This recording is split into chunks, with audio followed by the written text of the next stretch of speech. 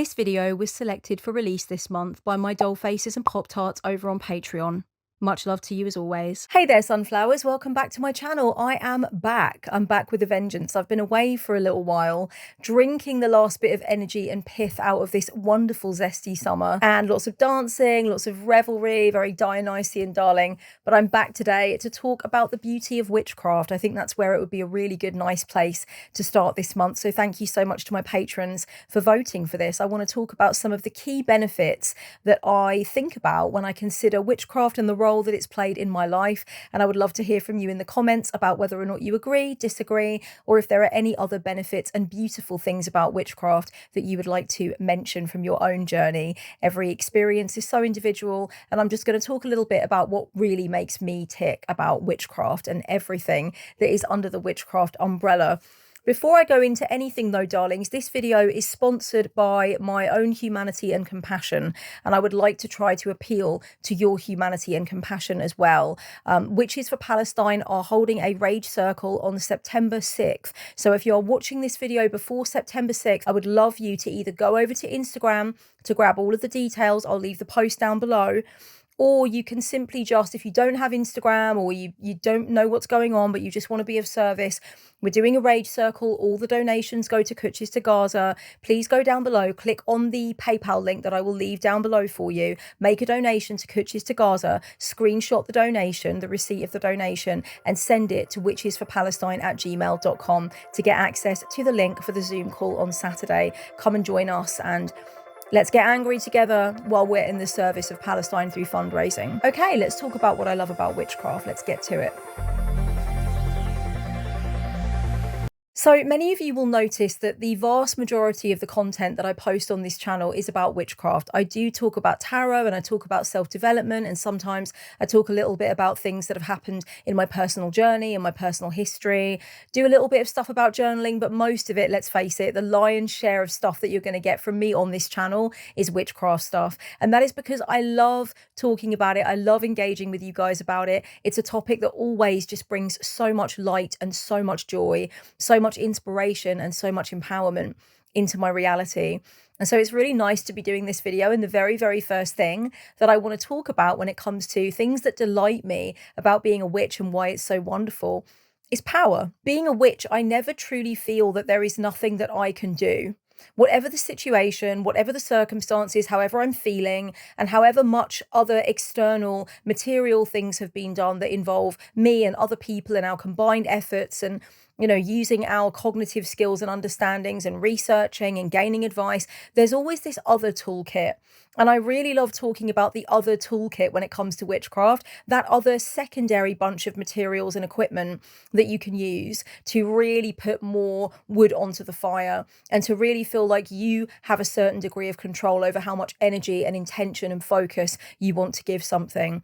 I really love the feeling that there's other things that I can reach for. And in reaching for those other things, I empower, inspire, and comfort myself. And I also lend assistance to my community, to the situation, to whatever is going on with the problem that I or other people are encountering.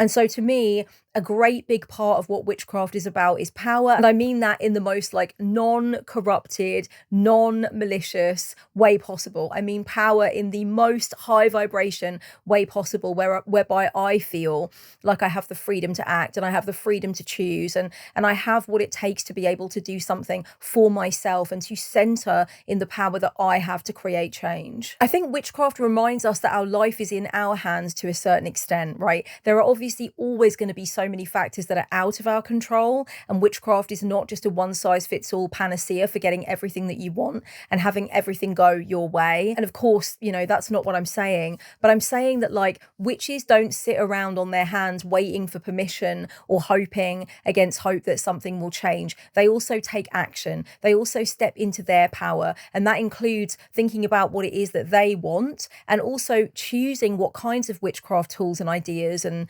activities they're going to do to receive that result. And so within that is just a lot of power and a lot of self-knowing and a lot of feeling the entitlement, the very justified and righteous entitlement to do something about whatever it is that you want to bring in. And I find that so powerful. I think witchcraft is the opposite of quiet docility, subservience, and silent panic. It is really like the pushing forth of one's own very sort of like solidified agenda. And I love that about it. And of course, with power comes the sense that when you sort of apply that power, you can see very often the positive results of it. And I've said on the channel before that, you know, I don't think witchcraft, successful witchcraft, is about every single spell working and every single thing that you do turning into a positive result. That wouldn't be realistic, and that's not what happens in my own practice, and it's not what I shoot for when I'm teaching witchcraft students either. I teach them to explore why things might sometimes not have worked, for example, why a spell doesn't work or why the outcome of a reading doesn't turn out to be how it is in reality. We explore that, and there'll be reasons for it and there'll be lessons. But when you do a spell and it does land, when you do a spell and you fucking nail it and that result comes through, ain't that just beautiful? So pretty. Don't you just love that? That is an absolute high for me. That is a peak experience in life. I love that feeling. And it's not just spells. I love the feeling when I'm doing a ritual to represent something that I've released or something that I've just realized about myself or something that I hope for the future. And afterwards, I can literally feel my nervous system leveling out. I can literally feel more unburdened, lighter, kind of weightless, and as though I can move through the rest of the week or the month feeling so potent, so charged, so centered and so stable. Love that. I mean, who doesn't want that in a spiritual path? And there is so much of that in my spiritual path. When I lean into meditation, contemplation, when I do astral travel, when I do my drumming and my chanting, when I connect with nature, when I commune with the gods, whatever it is I'm doing, there's so much a feeling of power, of deep self-empowerment when whatever I've been doing turns into a positive result. I receive something from what I've done. I get a return on my fucking investment. And I love that. That feels so good. Oh, I'm getting so fizzy talking about this. Oh my God, let me have an emergency sip of coffee from my Bruges mug. Oh, lovely. They put it on the left side for me. They knew I was a lefty. There's nothing on the right side. Look at that. Solidarity with the lefties amongst us. Another really beautiful aspect of witchcraft for me that I think about quite a lot is how much it's deepened my self-knowledge as a human being. And one of the key ways that it's done that is through the fact that, you know, witchcraft doesn't subscribe to any kind of dogma, or a lot of the kind of witchcraft that I teach and talk about anyway, eclectic, freewheeling, chaos magic, you know, kind of just a very feral, sort of like self-guided, self-designed, tailored approach, essentially. Primal, you know, comes from deep inside of you and is filled with your references and your preferences, right? That kind of witchcraft really doesn't adhere to dogma. And there's something so powerful about the fact that you have to create the design. And as you go through and you create the design, you learn a lot about what works for you, about what really does create deeper states of contemplation and reverence, or, you know, higher experiences with beings, or what gives you access to better results in spellcraft. You learn that as you go along. And so you start to kind of try and take a witch's log that is all about you and what works best for you. And you learn very intentionally not to look outwards all the time at what others are doing and trying to imitate that and take that on, but really thinking like, what for me is the absolute bee's knees? Like, what for me is the cat's fucking pajamas? What works for me time and time again? What makes me feel fizzy? What makes me feel really ready to do something? What gives me access to the results that I desire? As witches become more practiced as they go along, they have various different types of spellcraft that they'll use for different problems. They have certain types of ritual or certain types of reading style that they will use to cope with different difficult emotions. For example, what a witch will use to treat their sense of jealousy and insecurity might be quite different from something that they will use when they're feeling rage about collective injustice, right? Or when they're feeling fear, when they're feeling like very nervous or very tense, very anxious, witches will have various different formulas, little cabinets in their brain that will be filled with the various different things that they need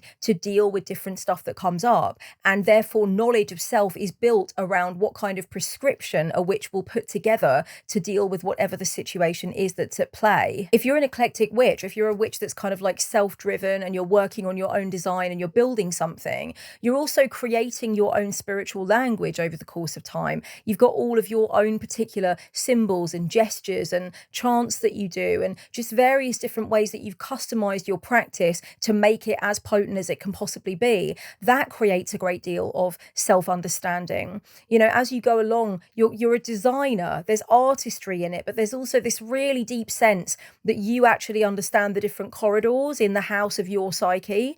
And you will take yourself down those corridors and you'll become very much acquainted with what is needed and whereabouts in the house of yourself you need to go to retrieve those things. And on top of that, you've got things like a code of conduct and a code of symbols for each of the beings that you work with. You've got codes of symbols and methods of behavior and activity for the various Sabbats that you recognize on the Wheel of the Year, right? So every single different situation, every relationship, every occasion is marked by this really personalized, tailored sense of what you would bring to those scenarios and those conversations. And so over time, it's like you've designed this world that is your witchcraft, that is your personal take on everything. And that creates a great sense of comfortability with oneself and a feeling that actually you've designed something that's airtight. It's airtight, it works, you know, and it really holds you. Some of the self-knowledge that I've picked up over my time practicing witchcraft has been around things that have deeply surprised me about myself, you know, and about the way I'm approaching witchhood. Some of the key changes that have happened in my witchhood have led me to these realizations of like thresholds that I need to cross over within myself and shadow work that needs to be done. For example, if I really want to try something in my witchcraft, but I'm nervous to do so, or I feel kind of hang-ups about it, I'm insecure about it, or I tell myself, oh, I can't try that in my witchcraft because that doesn't make sense for me, or that's something that others can do, but I wouldn't be very good at it particularly. I then have the opportunity to look at that and question that and say, why would you think that of yourself? Why are you telling yourself that? Why are you building up these walls around the experiences that you want to have and putting obstacles and blocks between yourself and the witch that you want to be? What's going on there? Why are you telling yourself those stories? So there's a lot of kind of like script flipping and deconditioning that comes from being the kind of witch that I am. And I know many of you will have had similar experiences of realizing that you kind of need to have these conversations with yourself about why your limitations are set up the way they are in your head, your perceived limitations. And witchcraft will be one of the very things that draws you through those limitations into your power, your curiosity, and your willingness to get creative and to experiment. So you actually push yourself out of your comfort zone when you're a practicing witch. And that's been a really wonderful part of the journey for me. And I think it always will be a really key part of the journey for me. Obviously, a big part of self-knowledge is self-trust, you know, and many witches go on these incredible journeys of learning to trust their intuition, to trust their gut, to trust the signs and the synchronicities that they are recognizing, to become better at pattern recognition and to understand what they're going to do as a result of what it is that they have, you know, begun to comprehend about the situation. There's really this feeling that you have to like surrender to self-trust, and that's a big part of self-knowledge as well. When you go through those experiences, they're like an incredible whole other bunch of rites of passage. You know, when people don't have a particularly invested, engaged spiritual journey, their rites of passage are going to be incredible. They're going to be things like, obviously, the rites of passage through adolescence, rites of passage when you're child rearing, rites of passage when it comes to getting promotions, you know, rites of passage in all kinds of ways, getting married, moving in, all of that stuff. But with somebody with a very engaged spiritual journey, and I think in particular something like a witchcraft journey, your rites of passage are amazing. They're like the first time that you did a particular kind of spellcraft, the first time that you dared to work with that demon that's been flirting with the edges of your consciousness for 5 years. the first time you were brave enough to do something, the first time that a result came through, the first time that you adopted a certain label, the first time that you celebrated a certain Sabbath, right? Like whatever it is, you have so many more rites of passage. And that leads you down these incredible pathways of coming to learn about how you react to rites of passage. How do you respond to the feeling that you are growing spiritually and you are really sort of like working those spiritual biceps and building that mystical muscle over time? So there's so much access to self-knowledge. It's a whole other video on its own, really. Witches very often see the sacred in the ordinary, right? We see the magical in the mundane. We do not seek to push back the natural flow of cycles and seasons and the life, death, life cycle, etc. We go into it more often than not. Witches are very honest, I find, about things like bad moods and, you know, the ups and downs of relationships and times where things are harder. I think we try to be very honest about the nature of aging and the nature of death. I think that we have much better protocols in place for understanding the nature of the way that the body changes, right? I love the way that cronehood, for example, is so revered. I love the different takes on things like menopause for AFAB individuals, etc. Like all of these kinds of things are really meaningful and moving for me as a witch. I feel like I am encouraged all of the time by my path to see the things that would otherwise perhaps have made me feel afraid or upset or out of control as things that are markers of wisdom and understanding that those things can give me. Like it's like the embracing of the most unpleasant and the coldest and the harshest parts of winter,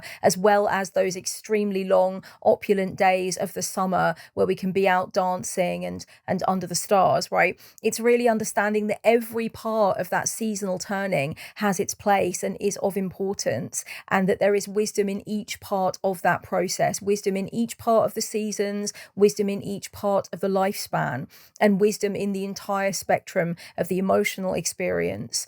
So for me, it's just been really interesting realizing as I've gone along in my journey as a witch that people who only understand witchcraft in the kind of like Hollywood way of it would think that it is very much an escapism from reality. And the idea of being a witch is the idea of being this very otherworldly, ethereal individual that has access to these things that are so non-material and so not of the physical realm.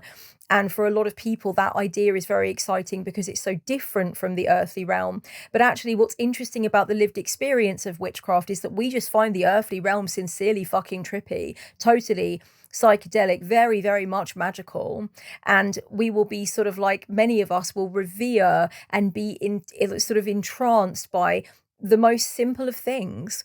You know, I could be happy as a clam just watching some ducks on a lake, honestly, and just really taking that as a very, very beautiful form of meditation and flowing with the movements of the ducks on the water and considering their lifespan and what life must be like for them in their reality, and thinking about the connectedness between those ducks and me and linking into my own duck energy, right? Getting into that archetypal thing, finding the blueprint of the duck in myself and in the little duckling. And listen, if you don't like that ram, I'll build you another one.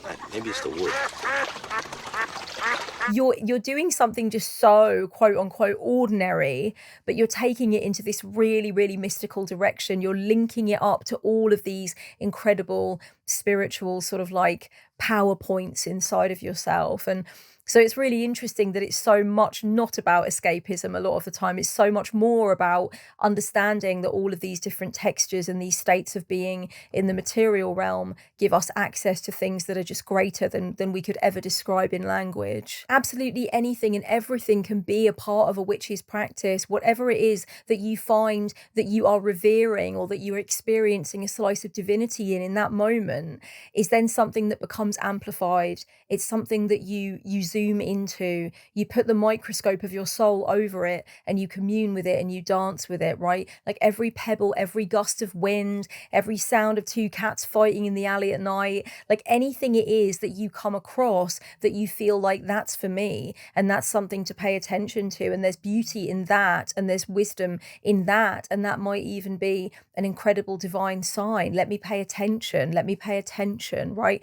So there's this awakeness that comes with witchcraft that I really love. I feel like I've always got a heightened sensitivity when I'm linking up to what it means to be a witch. And if I walk through the world knowing that I'm a witch and having consciousness around that, then everything just becomes, like I said, very amplified, very granular, very intimately connected to me. I mean, if you really think about it, how many of us have talked about stirring intention into our morning tea or coffee, right? Seeing our morning shower as also our opportunity to do our energetic cleansing. Like all of these different, very sort of like normal, basic, everyday things become witchcraft rituals, you know? We can thread ritual consciousness into all of these little things that a lot of people just sort of go through the motions with. And I'm not saying, oh, it's just us, it's just witches, we're the only ones that are in touch with how magical these things can be. But there's no doubt that I've met a high number of witches for whom this is definitely the case. Witchcraft is also just, you know, it's fun.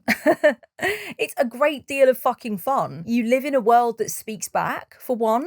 You get these signs and these synchronicities and these things that kind of link up, and you're like, oh, I called that in, or I've been waiting for that, or that means something. Let me go down that pathway. Let me see what's there. So it keeps you playful, it keeps you curious, and it keeps you plugged in. But there's also as well this incredible sense of artistry to it and self-expression, and this feeling that like you get to decide on these different colors and different shapes and different ideas and different music. You put the playlist together, you get the power jewelry on, you select the perfume, like all of these things you kind of have to curate.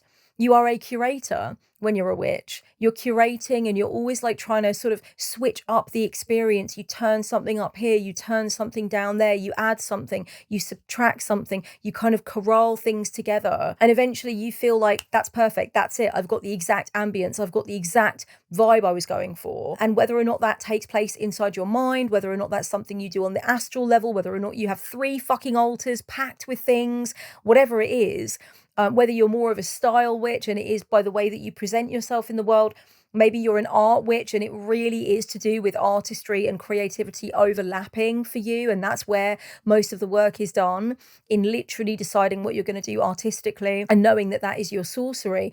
Whatever it is, it's a great amount of fun. There's a great amount of self-expression. It's a really beautiful way to let go of inhibitions around expressing what it is that you are, what it is that you want, your yearnings, your fears, your past, your future.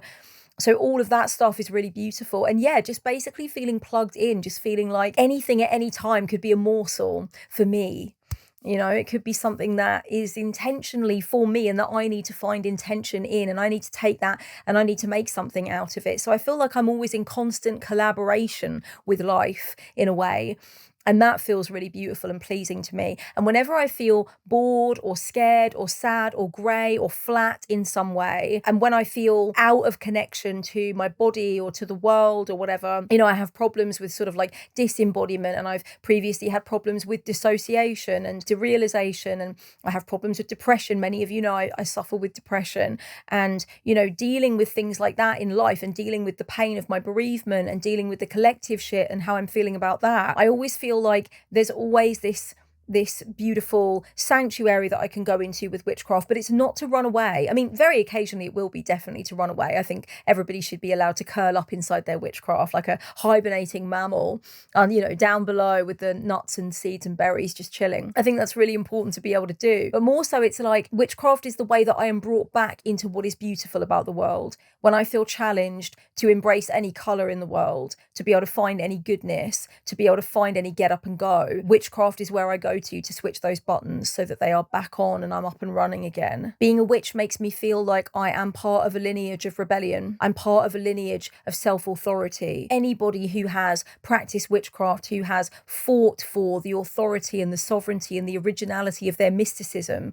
anybody who has felt that there is something inside of them that is worth harnessing and that they can do something with, anybody who has fought back against any notion that they can't do that, they're not allowed to do that, and they've gone ahead and fucking done it anyway. Anyone over the course of the human timeline that's done that feels in some way or another kindred to me and kin to me. And so I do feel like I'm standing on the shoulders of giants. And when people ask me, do you do ancestral work? Do you work with your ancestors, Kellyanne? I say yes and no. It depends what you mean. I don't really do ancestor work in the classic way. I do cosmic ancestor work. I believe that I have many cosmic ancestors. I believe that there are many, many individuals, both proclaimed witches and also just people that lived their life with that, you know, dose of witchcraft attitude, rebels, makers of incredible otherworldly art that brings us back to ourselves, people that wrote things that were so paradigm smashing and revolutionary, right? People that walked so I could run,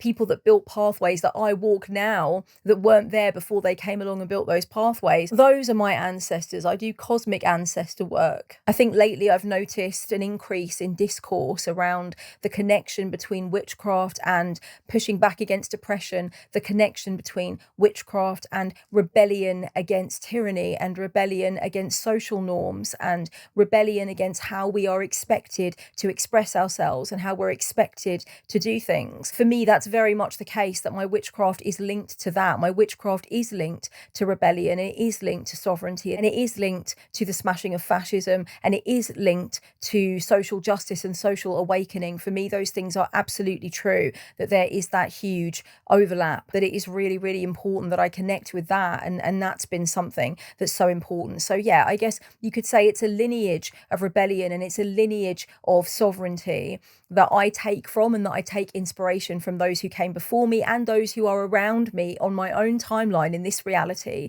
who are doing that and reminding me that I can do the same and I should do the same. So there's a lot of inspiration there when it comes to that. I have a lot of inspirations that I can take from. The final thing that I think I want to talk about is acceptance of the mystery and surrender to the mystery with a capital M. I was talking to somebody about this recently, and I mentioned that I might actually do a video on it because there is so much that I want to say about the art of letting go and leaning into the waters of what you do not know, right? Pushing off basically from the harbour, from the safe place of feeling like, yeah, no, I know what this harbour is made of and I know why it's there and it's all very logical and sensible and that's fine. Pushing away from the safe harbour and going out into the further waters of I don't know what, right? Weirdness. Just weirdness.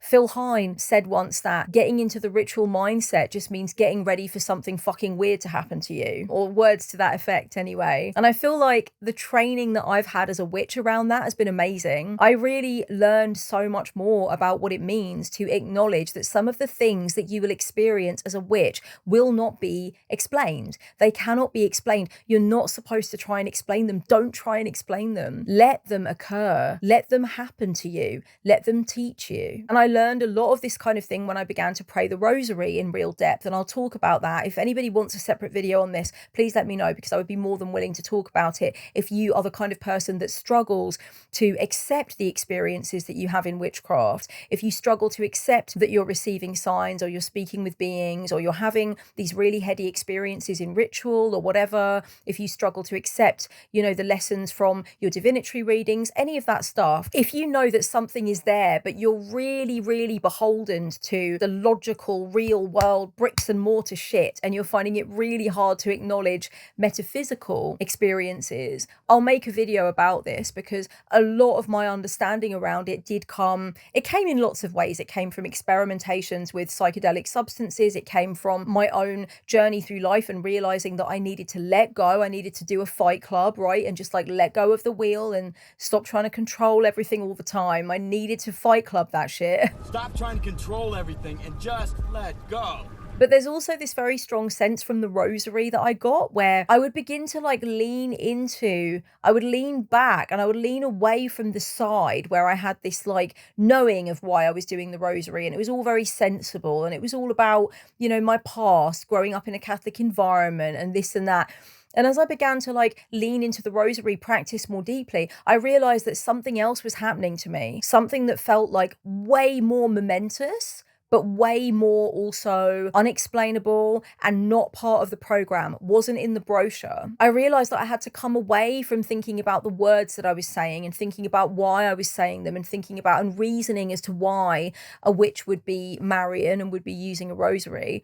And instead I had to lean back, and it was like a trust exercise, right? One of those trust exercises where you lie back, you fall, and you trust that somebody's going to catch you. The other person is going to catch you. And I was resistant. Something in my beingness was resistant. I got these overwhelming senses of like, if you lean back and let go It will be scary, but you will undeniably fall into the arms of the Cosmic Mother. So you have to let go. You've got to let the mystery occur. You've got to know that not everything is going to be sewn up in a nice, neat little bow. Not everything is going to be explainable. You're not going to be able to do a TED talk on it. That's not the point. The point is not to understand the complete map of the inner landscape. The point is to say some roads are winding and weird, and I may end up, you know, at the Mad Hatter's tea party. And it's not to say, like, if you're having worries about what you're doing and you feel unstable or untethered, just keep going. Don't do that under any circumstances. Always check in with whether or not you feel mentally safe. That is so, so important.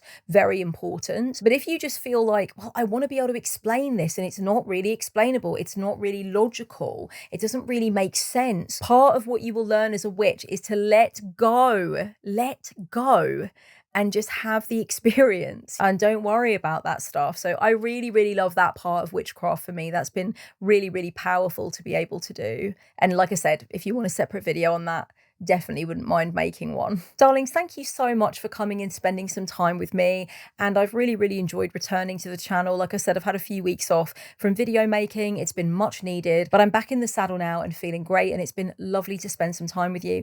Let me know down below, what do you love about being a witch? What is so fucking wonderful about being a witch? Tell me. Let's get all fizzy and glowy and delighted for ourselves and each other down in the comments. Don't forget to come to the Rage Circle on Saturday, 6th of September.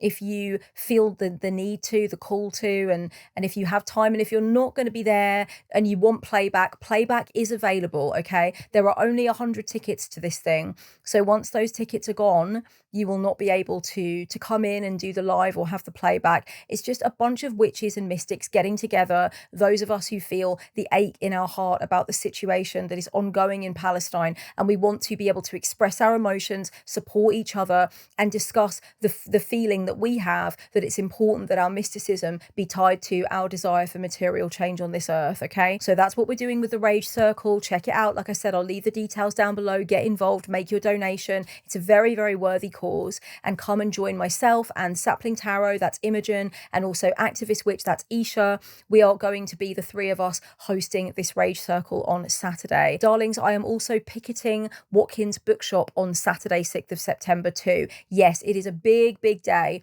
of Palestine solidarity for me on Saturday. So in the morning, I'm going to be at Watkins Bookshop in London. I'm going to be picketing from 10:30 onwards. Please come along if you would like to say hello, show solidarity with me, and then we will go on to the main demo. I'm not going to be able to walk the whole of the main demo because I've got to get back and host the Rage Circle at 8 p.m. But I'm going to be there outside the Watkins Bookshop, so come say hello. Okay, much love. Take care, my darlings, and blessed be.